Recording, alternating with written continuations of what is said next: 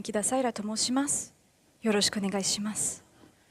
And I'm a model, speaker, and founder of my creative agency. And I'm half Japanese, half Italian. Half. This is how they call us here in Japan. Because we're half accepted, but also half put aside. I grew up in Europe with my Japanese mother, and everywhere we went, we felt like guests. And I remember thinking to myself that she was different, almost disconnected. In 2015, I came to Japan to discover myself better and start my career as a model. And I remember vividly seeing my mother everywhere, from the body languages to the inability to say no. And I understood for the first time that she was not different. She was Japanese. Then came to me the following question. Does a culture shape the core of a human being? And if it does, who am I? What makes me Japanese? Is it the blood in my veins? Is it the shape of my face? Or is it the fact that when I see temples in the middle of the city, I see brutality of history? Or is it when I see Japanese women cut their face and body to look more European, I feel pain? When I came to Japan, I thought I was coming back home. But it occurred to me very quickly that some people didn't think that way. I was being seen as mixed, but also impure. I also represented a beauty standard that came from far away and embodied so many traumas.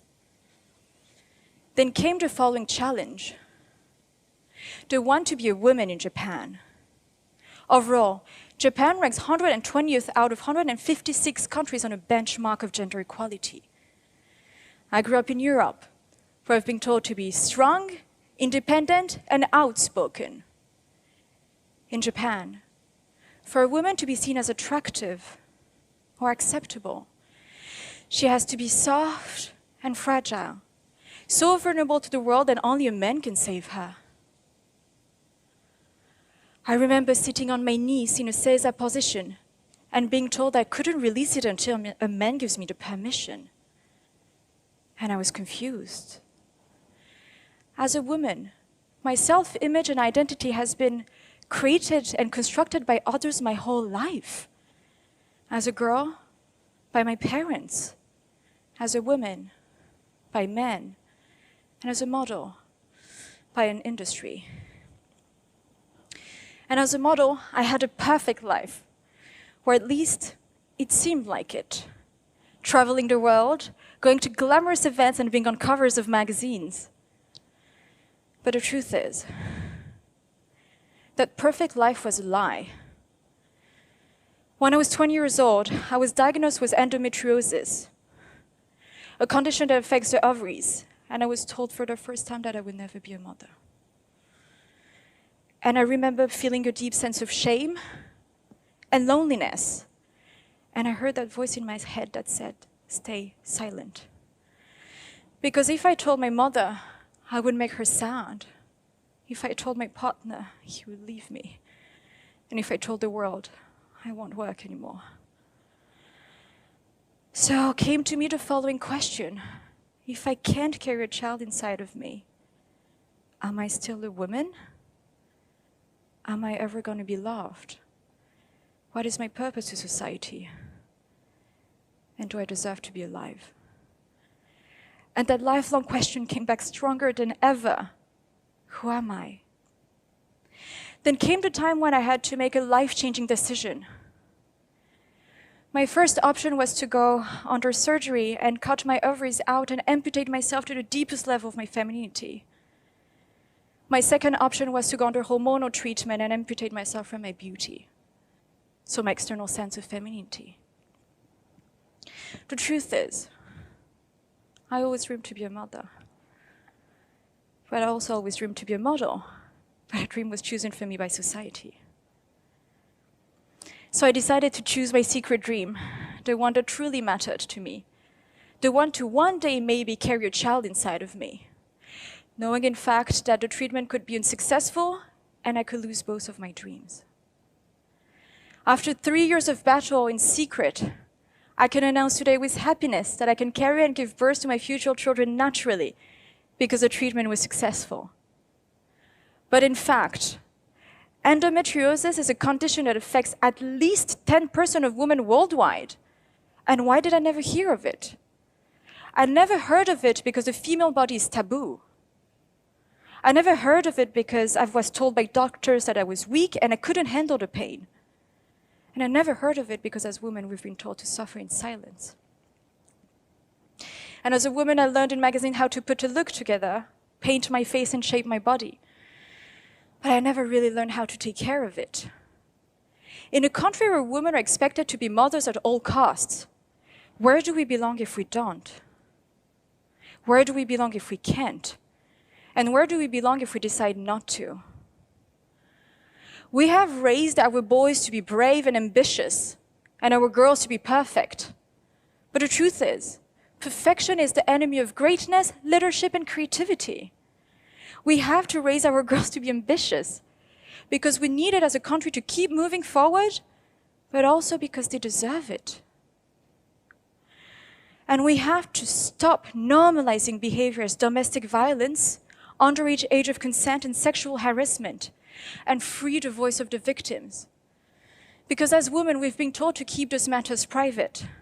But today, I'm going to put words on it. We are not your toys. And we're not disposable objects made for males' pleasure and fantasies. The shame has to shift side. And today I understand better. I am me. For the simple reason that neither other culture could shape who I am to the core of a human being. Today I understand better. Life is not about perfection. It is about resilience. And what is resilience? Resilience is accepting that sometimes life is dark, brutal, and unfair. That yesterday won't come back, today is precious, and tomorrow is out of our control. Resilience is focusing the attention on what can be changed and improved and let go of what can't. If you're listening to me right now, that you went through physical, mental, sexual abuse, illness, or the death of a loved one, you already know what resilience is. It is not about giving up or ignoring the pain and the fear. It is about continuing marching through life, hoping something better is on the other side. Resilience is giving yourself the permission to be happy, even in a culture of effort. And resilience is taking risks. We cannot build without taking risks. Building a business, falling in love, building a family. Your business might go bankrupt. You might fall out of love, and your family might disappear. But it might also not. The most exciting moments in life are made out of risks. But in Japan, we live in a society of the one shot, where any mistakes is unacceptable. But for us to keep moving forward, we have to acknowledge our failures, unless we want to live in the past. In fact, Japan's past is Japan's identity, the one that hasn't been bruised by war, defeat, and humiliation. But being progressive will not make us less Japanese. Being conservative is beautiful. Following commands without understanding them is dangerous. Beethoven at age 23 will compose his Sonata number 17 in a deep state of depression, after losing his ability to hear and trying to take his life several times.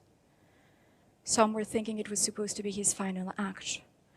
We can hear powerful notes, almost like a storm, followed by euphoric and soft melodies, almost like life. It will be one of his most celebrated masterpieces, because sometimes beauty is made out of storm. Today we hear and read everywhere about success stories. But for us to be able to reach success, we have to acknowledge our weaknesses. For our generation, the idea and image of strength has changed. Self-awareness and self-indulgence is the new strong. There is nothing more powerful than human connection and vulnerability. As William Arthur Ward would say, the pessimist will complain about the wind. The optimist will hope it stops. And the realist will adjust his sails. I will today fight for what I can control, let go of what is gone, and live with excitement for the unknown. Because if we fight the right battles, we might win. As women, we've been suffering in silence for too long. We do not ask for permission or respect anymore. We will take it. But before changing the laws, we have to change the mentality and lift the taboo regarding our body and minds. And that's why today I stand in front of you, telling you one of the most painful episodes of my life, because I am done being ashamed of what I can control. And I'm done giving the power to others to decide of my peace and happiness. And I'm done being ashamed of who I am.